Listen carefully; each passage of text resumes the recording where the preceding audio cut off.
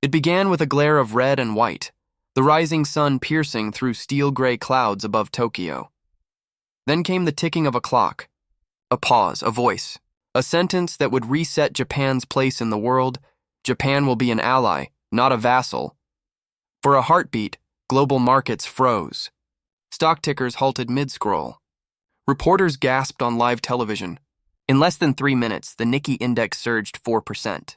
The yen spiked to its strongest level in 6 months, and screens across Asia bled red as markets reeled. That voice belonged to Sai Takai, Japan's first female prime minister, and perhaps its boldest leader in a century. Barely 6 months into office, she had done what no one in Tokyo had dared since 1945, look Washington in the eye and say no. The timing hit like a seismic shock. Donald Trump's tariffs on Japanese automobiles and semiconductors had already rattled supply chains worth over $120 billion a year. But when Takai announced a suspension of select U.S. imports and halted all ongoing trade negotiations, Japan wasn't bluffing. It was striking back. Behind her, Japan's flag shimmered beneath the lights. Red sun, white field, a centuries-old symbol now revived as a banner of defiance. Analysts from Bloomberg to the Financial Times didn't hesitate. This, they declared, was a new Meiji moment. Not an awakening of armies, but of economic sovereignty. For decades, Japan had been seen as America's loyal partner. But that era ended with a single speech. In Osaka and Yokohama, ordinary citizens poured into the streets, waving flags, chanting a single phrase, "Dignity before dependency." To them, this was no longer about tariffs. It was about identity. It was about ending a post-war chapter written by someone else's hand. Oil prices dipped. Currency markets shook. Exporters from Detroit to Dallas panicked. But one truth cut through the noise. This was no policy dispute. This was a declaration. A declaration that the world's third-largest economy was done bowing to anyone. The reply from Washington came like artillery. At 9 a.m. sharp, President Donald Trump signed an executive order imposing 35% tariffs on Japanese cars, electronics, and industrial components. Overnight, more than $120 billion in trade was thrown into chaos. Detroit cheered. Wall Street hesitated. Tokyo froze. For decades, Japan's innovation had powered the American economy. Toyota engines on U.S. highways, Sony chips in American living rooms, Panasonic batteries driving electric cars. But in one stroke, partnership became price war. Toyota's stock lost $18 billion in value within hours. Sony fell $9 billion. Panasonic collapsed 11% on the Nikkei. Cargo ships already crossing the Pacific were ordered to stop at sea. Importers no longer knew the cost of their own goods. Trump called it economic patriotism. His advisors called it rebalancing. But inside Japan's national diet, lawmakers called it something else: economic warfare. Japan's Ministry of Economy quietly warned that if these tariffs held, 250,000 jobs across Asia's supply chain could vanish, and the average American car would cost $4,000 more. Irony struck hard. Tariffs meant to protect American workers were already raising prices for American families. Across Asia, markets trembled. South Korea's won fell 2%. Taiwan's TAIEX dropped 3%. Australian exporters warned of a regional slowdown. What began as America First had turned the entire Pacific into a battlefield. Allies felt cornered. Competitors felt encouraged. From Beijing came silence and a smile. For millions of Americans, the impact was immediate. More expensive cars, pricier electronics, and a deeper fracture in an already fragile supply chain. For Japan, it was deeper. This was about sovereignty. Because when tariffs reach this scale, they don't just tax goods. They test alliances. And tonight, from Tokyo to Washington, one question echoes louder than the markets. Has economic power replaced diplomacy as the weapon of our age? Then came the line that turned tension into panic. If Washington uses tariffs as a weapon, Tokyo will strike at the heart of the American economy. The words came from Prime Minister Sai Takai, live inside Japan's national diet. Her tone was calm, measured, yet deadly serious. And as her warning echoed across live broadcasts, a chill moved through financial capitals from New York to London, because everyone knew exactly what she meant. Japan wasn't threatening military force. There would be no ships, no missiles, no armies. This was a financial threat. She was talking about money, the bloodstream of American power. Today, Japan holds more than $1.1 trillion in U.S. Treasury bonds, almost 14% of all foreign-held American debt. For decades, those bonds represented the unspoken trust that held the global dollar system together. It was the silent pact behind the U.S.-Japan alliance, forged not in signatures, but in credibility. But trust has a breaking point. In a single sentence, Takai reminded Washington that the dollar's greatest creditor was no longer obedient. She was holding the one thing America had never expected to face from Japan: leverage. At the Tokyo Stock Exchange, screens flashed a warning: Treasury panic. Analysts at Nikkei Asia did the math. If Japan sold just 10% of its U.S. bond holdings, yields could spike by 1.5 percentage points, adding hundreds of billions in borrowing costs to America's debt. On Wall Street, traders muttered a single word in fear: contagion, because if Japan moved, others might follow: South Korea, Singapore, even Europe. The domino effect could topple the most powerful credit market on Earth. For 70 years, Japan financed America's ambitions, its deficits, its military footprint, its global dominance. But now, for the first time, the lender was hinting it might call in the loan. Economists called it financial diplomacy. The public saw it for what it truly was: a rebellion, silent, strategic, and wrapped in interest rates. It began behind closed doors. No cameras, no leaks, just a single order from Japan's Ministry of Finance: activate the Yen Strategy Task Force. At that moment, the world's third-largest economy quietly launched a financial revolution. For decades, the U.S. dollar ruled every deal: oil, cars, microchips, international loans, global trade routes. The dollar wasn't just a currency. It was a system of control. Now Japan was done playing by someone else's script. Under the directive of Prime Minister Takai, Tokyo issued a new mission: reduce dependence on the U.S. dollar and restore sovereignty to the yen. The plan had a name that would soon send tremors through Washington and Wall Street. Currency pluralism. Reuters called it the birth of a multi-currency era, a financial world where nations could trade and invest without the U.S. dollar as middleman. Inside the Diet, Japan unveiled a three-phase strategy: expand trade settlements in yen across Asia and the Middle East, build ASEAN's digital currency corridor, a new payment system bypassing SWIFT, sign bilateral currency swap deals with India, Indonesia, and South Korea. The effect would be seismic. If even 20% of Asia's $4.5 trillion in annual trade moved away from the dollar, global demand for USD could fall 5 to 7%, enough to push U.S. interest rates higher, shake Wall Street, and rewrite the balance of global power. Washington used tariffs as weapons. Tokyo chose a weapon far more elegant and far more dangerous: trust. Japan wasn't isolating itself. It was building alternatives, alliances that functioned without the control of the U.S. Treasury. Across the world, comparisons erupted. China had already launched SIPs. Beijing's answer to SWIFT. India began buying Russian oil in rupees. ASEAN nations quietly tested a regional digital payments network. What once looked like scattered resistance suddenly had an architect. Japan economists called it a quiet revolution. Bankers called it insurance against American volatility. But in the streets of Tokyo, it felt like something deeper: a reclamation of dignity. Not with defiance, but through discipline. The message was unmistakable. If America uses tariffs to divide, Japan will use currencies to unite. The financial world born at Bretton Woods in 1944 may not collapse with a crash. It may end with a choice, because now the question isn't whether Japan is defending itself, it's whether Japan is quietly reshaping the world. It happened in Singapore, beneath a glass dome glittering under tropical light. 3 flags. 3 signatures. 1 message: Japan, South Korea, Australia. The headline struck. Washington like a lightning bolt, $200. Billion Asian Innovation Fund launched. The Asian Renaissance begins. For the first time in modern history, Asia was not asking for permission. It was writing its own playbook. Signed just hours after Tokyo announced its currency pluralism doctrine, the pact marked an economic turning point. a $200 billion joint fund dedicated to semiconductors, EV batteries, quantum computing, and clean energy supremacy, the beating heart of tomorrow's world economy. Compared to Washington's $52 billion CHIPS Act, this alliance wasn't just bigger, it was 4 times larger, faster, leaner, relentless, not a reaction, a revolution.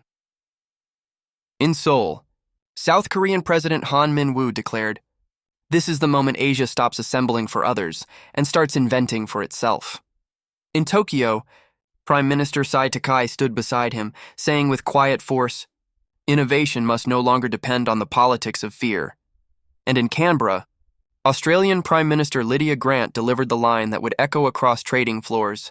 "The 21st century won't belong to the loudest nation. It will belong to the smartest one." Analysts didn't need speculation. The data told the story. If even half of this fund's projects materialized, Asia's share of the global technology supply chain could surge from 37% to nearly 60% within a decade, overtaking both the US and Europe, and with it would come transformation. Tens of thousands of elite research jobs, a wave of regional venture capital, a generation of engineers educated not in Silicon Valley, but in Osaka. Busan and Melbourne economists had a name for it: de-Americanization through innovation. Critics in Washington called it a soft economic divorce. But to millions across the Pacific, it felt like a renaissance. From the power grids of Queensland to the microchip labs of Kyushu, the message rang clear: Asia will no longer be the workshop of the West. It will become the workshop of the world, on its own terms. Yet as investors raced to reprice global tech stocks and diplomats scrambled to recalibrate alliances, one question crackled in the air like static before a storm. If Asia can build its future without waiting for America, will this be an age of cooperation? Or the beginning of a competition the world has never seen before? The answer arrived faster than anyone expected. The message from Tokyo hit Washington like a diplomatic earthquake. By dawn, the lights inside the White House Situation Room were still burning. On a secure line, President Donald Trump spoke with unmistakable intent. "If Japan wants independence, then let them pay for it." The words were cold, precise, calculated for impact. Within hours, the National Security Council called an emergency session. Flanked by Pentagon brass and trade strategists, leaks to Politico revealed a chilling possibility: strategic force readjustments in the Pacific, a coded phrase, meaning only one thing: Okinawa. For 75 years, this small island had been the cornerstone of U.S. military power in Asia: 30,000 troops, fighter wings, missile defenses, and billions in strategic infrastructure. Now, for the first time since World War II, Washington was quietly discussing the unthinkable, a military drawdown. Inside the Pentagon, some called it leverage. Others called it self-destruction. Because removing the American shield from Japan wouldn't just weaken Tokyo, it would shake the foundations of post-war security architecture across Asia. The U.S.-Japan alliance, the bedrock of America's Indo-Pacific strategy, suddenly looked fragile. Wall Street felt the tremors instantly. Moody's warned that a rift between the U.S. and Japan could destabilize $1.2 trillion in cross-border investment. Goldman Sachs cautioned that a monetary or military shock triggered by Tokyo could ignite a chain reaction from Seoul to Frankfurt. By midday, the Dow plunged 700 points, the yen spiked again, and traders whispered the question few dared speak aloud: is the unipolar era over? But this was no longer about stock markets. This was about meaning. For decades, America called itself the architect and protector of the global order. But now, without firing a single shot, one of its most loyal allies was rewriting that order from within. In New York, defense analysts didn't mince words. They called it exactly what it was: a psychological break. In Tokyo, the newspapers called it a necessary awakening. Across Asia, leaders watched as the Pacific, once calm under American dominance, began to tremble. New power centers were rising. The old order was shifting. The world could feel it. Washington wanted to send a message of strength, but the louder it spoke, the more the world heard something else: uncertainty. And as the sun set over the Pacific, one question hung over the Capitol dome like a gathering storm. When your oldest ally stops asking for protection and starts demanding respect, what happens to an empire built on trust? It did not begin with a parade. It began with a voice, a single sentence that would echo across Asia, and perhaps history itself. Strength is not a threat. Strength is dignity. Sai Takai spoke those words before Japan's national diet, her voice steady, her gaze unflinching. In that moment, she was not just a prime minister, she was a symbol of rebirth. Tokyo, once cautious and understated, had rediscovered its heartbeat. Within weeks, her government introduced the Industrial Renaissance Act, a sweeping national revival plan to rebuild Japan's technological and manufacturing backbone. It promised independence in semiconductors, clean energy, robotics, space technology, and advanced defense systems. The numbers were staggering. $180 billion in public-private investment, Japan's largest economic transformation since post-war reconstruction. Markets reacted like sparks to fuel. Local semiconductor startups surged 40%. Venture capital inflows doubled. Household confidence hit a 10-year high. From Hokkaido's battery labs to Osaka's robotics plants, a quiet pride began to spread. This wasn't just economics. This was identity. After decades of restraint under America's security umbrella, Japan was defining a new kind of greatness. Not loud, not reckless, but disciplined, strategic, and resilient. A slogan soon appeared across the nation, on factory walls, bullet trains, university banners, and Tokyo's neon skyline, "Make Japan respected again." It was a deliberate contrast to Donald Trump's famous rallying cry. Where one demanded dominance, the other demanded dignity. Where one sought power through pressure, the other through precision and perseverance. Inside Japan's universities, young engineers began calling it the Takai Doctrine. Factories reopened. Job fairs expanded. Women rose to leadership at record levels.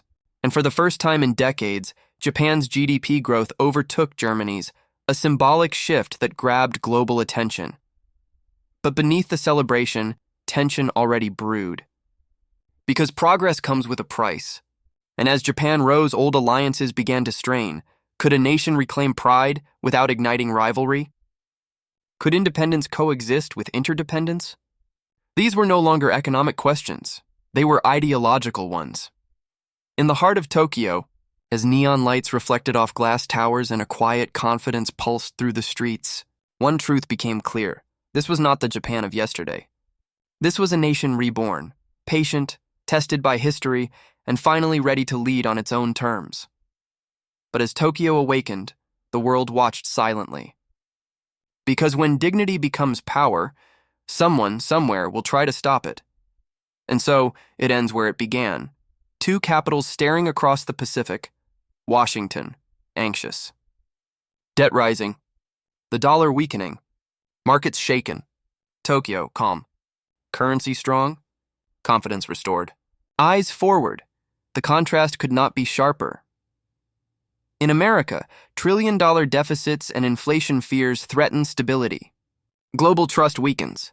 In Japan, the once-forgotten yen now signals resilience and reform. The balance of the post-war world is shifting. 40 years ago, America forced Japan to sign the Plaza Accord, weakening the yen to save the dollar and secure U.S. economic control. But today, Japan is done following scripts written by others. It is writing its own. Factories once built for export now fuel domestic growth. Investors once bound to Wall Street are turning to Asia. And a generation born in America's shadow now steps into its own light. Yet Japan knows.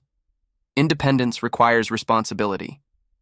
Strength must be tempered by wisdom. Neither Tokyo nor Washington can afford chaos. They still share the same ocean, the same storms, the same future. The world doesn't need another war of egos. It needs a balance of respect. Still, as night falls across the Pacific, one truth feels undeniable. The world order of the last century is fading. A new one is emerging, not built on fear but on conviction. 40 years ago, America made Japan bend. Today, Japan stands tall, and the world has noticed. So when Tokyo finally says no to Washington, is that the beginning of true freedom? Or the first chapter of a new world order?